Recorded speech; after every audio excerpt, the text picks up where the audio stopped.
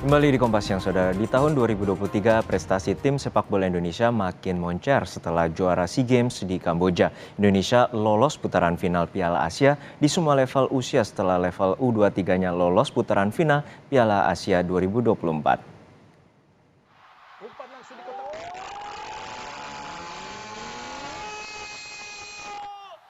Arhan Fikri, baik tadi yang diberikan oleh Gol tandukan pertama Arhan akhirnya membawa tim nasional sepak bola Indonesia U23 lolos ke putaran final Piala Asia U23 pada 2024. Garuda Muda U23 melengkapi Garuda Muda U20 dan tim senior lolos ke Piala Asia 2023. Ini adalah sejarah, karena pertama kalinya tim U23 lolos ke putaran final Piala Asia. Penampilan impresif Garuda Muda dengan tensi tinggi sejak awal membuat Indonesia mendominasi laga pamungkas. Indonesia menjadi satu dari 16 peserta Piala Asia di Qatar tahun depan.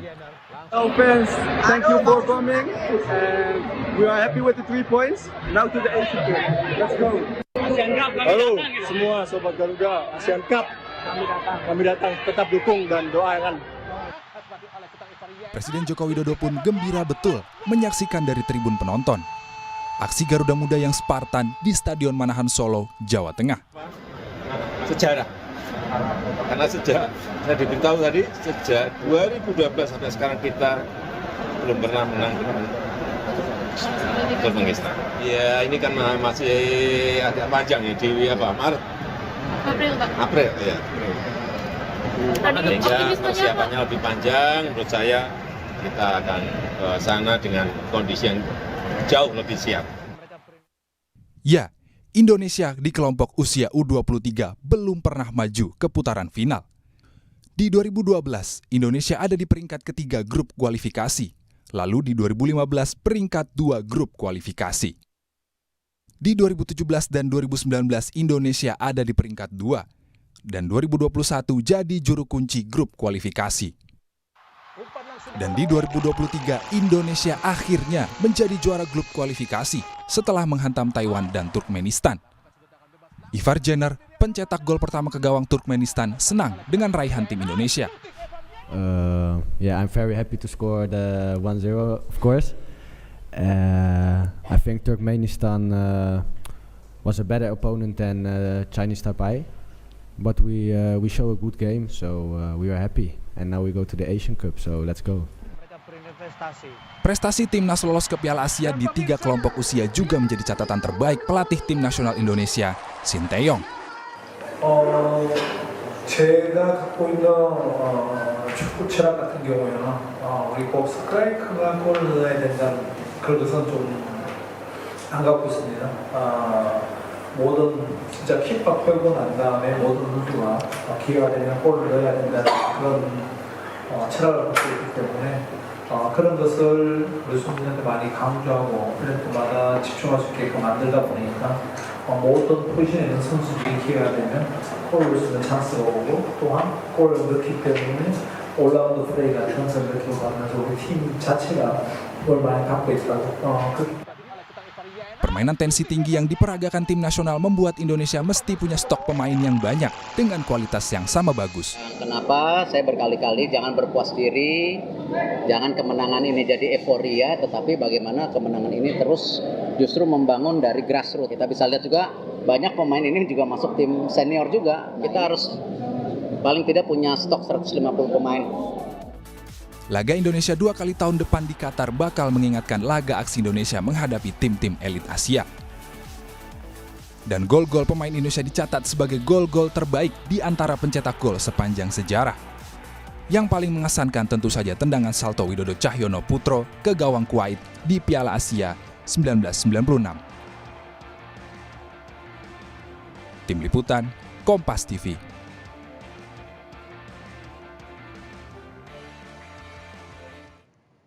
Lalu bagaimana peluang timnas U23 di Piala Asia 2024 di Qatar mendatang dan siapkah kita menuju putaran final dan siapa saja menjadi penantang timnas U23 yang menjadi tantangan Indonesia untuk melaju ke putaran final? Sudah bersama kami pengamat sepak bola Indonesia Muhammad Kusnaini. Selamat siang Bungkus, salam sehat.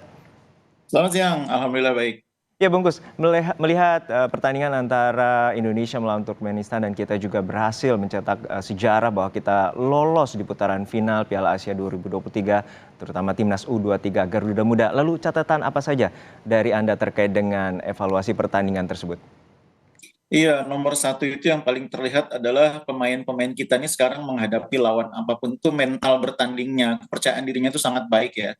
Dan ini saya pikir faktor yang terbentuk sesudah tim ini melalui proses yang panjang. Jangan lupa bahwa tim U23 yang kemarin lolos itu adalah tim yang pada mulanya disiapkan untuk Piala Dunia U20. Hampir sebagian besar materi pemain kuncinya adalah pemain yang dulu disiapkan untuk Piala Dunia U20. Dari mulai Rizky Ridho, Hernando, kemudian Pratama Arhan, Ivar Jenner, Rafael Struik, begitu juga Elkan Bagot. Itu kan semua alumnus Piala Dunia U20 yang tidak jadi kita ikut. Jadi memang tim ini sudah disiapkan sekitar 2 tahun lebih oleh Sintayong. Tujuannya waktu itu untuk Piala Dunia U20. Karena itu kerjasama timnya jelas terlihat sudah terbentuk, ditambah banyaknya uji coba yang kita jalani menuju Piala Dunia U20, menghadapi begitu banyak lawan, termasuk tim-tim dari Eropa, itu membentuk kepercayaan diri dan karakter para pemain. Itu yang saya lihat ketika menghadapi Turkmenistan terlihat jelas. Pemain kita ini nggak ada keraguan, nggak ada rasa minder menghadapi Turkmenistan, menghadapi China Taipei. Itu kepercayaan diri dan mental bertandingnya sangat positif. Dan ini tentu menjadi modal, terutama juga melawan timnas kita sempat melawan juga Argentina, dan ini juga menjadi pelajaran penting, pengalaman untuk melakukan tryout. Menurut Anda uji coba mana saja yang sebelum kita menuju Piala Asia 2024, kalau tidak salah Mei 2024 mendatang? Iya, jadi beda antara persiapan uji coba biasa dengan uji coba menuju ke event ya. Yang akan kita hadapi nanti kan pertengahan April 2024 itu kan eventnya. Dan eventnya nanti kan kita akan tahu hasil drawing kita bertemu dengan siapa. Nah, sesudah kita tahu hasil drawing, kita akan mendapat gambaran lawan-lawan kita siapa. Nah, itu di sana kita harus pintar mengatur jadwal uji coba menghadapi lawan yang bisa memberi gambaran tentang calon lawan kita nanti di Piala Asia U23 tahun depan. Jadi beda uji coba yang sekarang ini atau yang sebelumnya dengan uji coba menjelang event. Kalau uji coba menjelang event kita harus sesuaikan dengan karakter lawan yang akan kita hadapi. Cuma yang jelas kita harus membuat tim U23 ini tetap kompetitif dengan banyak mengikuti pertandingan uji coba melawan tim yang levelnya di atas kita. Sudah pasti yang main di Piala Asia nanti semua di atas kita. Karena kita ada di pot 4, artinya pot paling bawah gitu ya. Di atas kita ada pot 3, pot 2, pot 1, di mana pot 1 diisi oleh Qatar, Saudi Arabia, Uzbek, kemudian Jepang. Itu semua tim-tim yang kuat.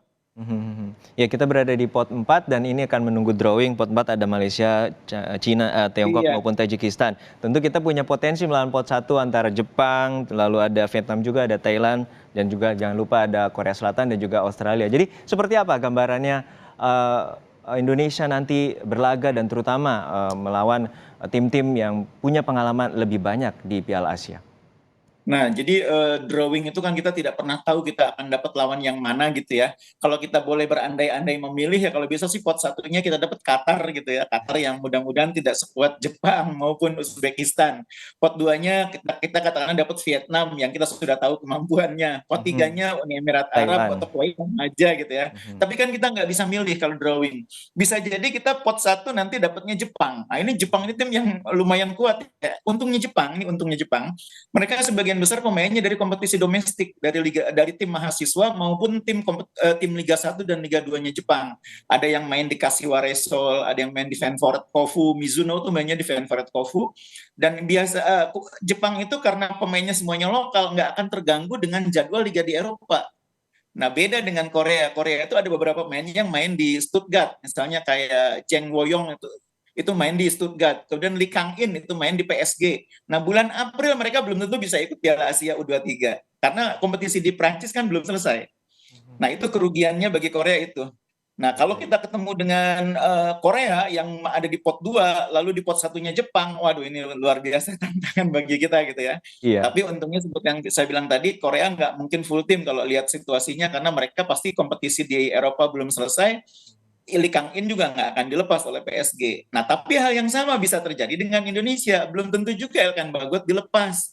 Belum tentu juga Rafael Struijk dilepas. Belum tentu juga Ivar Jenner dilepas. Karena kompetisi masih jalan akhir pertengahan April sampai awal Mei itu. Betul, betul. Iya, artinya Piala Asia ini berjalan di saat liga-liga Eropa masih tengah berjalan. Dan ini juga menjadi catatan. Bagaimana penilaian Anda terkait dengan skema taktik 3-5-2 dan pemain andalan yang juga dipasangkan oleh Sintayong, ada juga Rafael Struijk, lalu ada Pratama Arhan dan juga Rio Fahmi di bagian sektor kiri, dan dua palang pintu Indonesia yaitu Elkan Bagot dan juga Komang Teguh serta juga Rizky Ridho. Seperti apa gambarannya?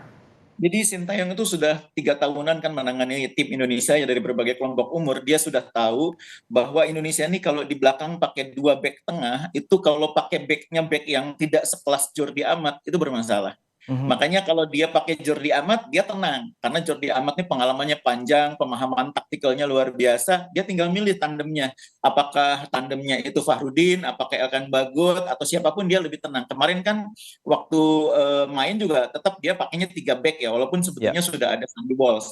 Tapi kalau di usia muda, Sintayong tuh nggak terlalu yakin dengan formasi 4 belakang, makanya selalu pakai 3 back tengah. Dan itu dia dilakukan sejak dia pegang timnas untuk Piala Dunia U20, selalu pakai back tengah karena dia lihat kalau main pakai 2 back pertahanan kita sering kedodoran. Jadi dia sudah sangat paham dengan situasi itu, makanya selalu pakai main 3 back tengah, dan pilihan utamanya sejauh ini adalah Rizky Ridho yang bisa dibilang pemain paling senior sekaligus kapten kesebelasan, ada Elkan Bagot, di satu sisinya lain bergantian, ada Ferrari, ada Komang Teguh, bisa banyak pemain mengisi posisi itu, bahkan Alfeandra Dewangga juga bisa. Nah, yang menarik di tengah sekarang ini opsinya menjadi sangat banyak bagi Sintayong karena ada Ivar Jenner, ada Arhan Marcelino, ada Marcelino, bahkan ada Beckham Putra kalau lagi fit ya, kalau lagi nggak cedera. Banyak opsinya. Di wing juga dia punya banyak pemain yang bagus. Di sana ada Witan, di sana ada Jan Kolis Royer, di sana ada juga Frankie Misa. Belum lagi pemain-pemain yang mungkin akan muncul di liga, karena kompetisi Liga 1 kan memberi ruang bagi pemain yang usianya di bawah 23 untuk main minimal 45 menit. Nah, banyak sekali opsinya. Tinggal memang mencari pemain yang betul-betul predator di lini depan. Karena sejauh ini sepertinya Sintayong baru punya opsi Sananta gitu ya. Rafael Struijk lebih banyak dimainkan sebagai pemain sayap.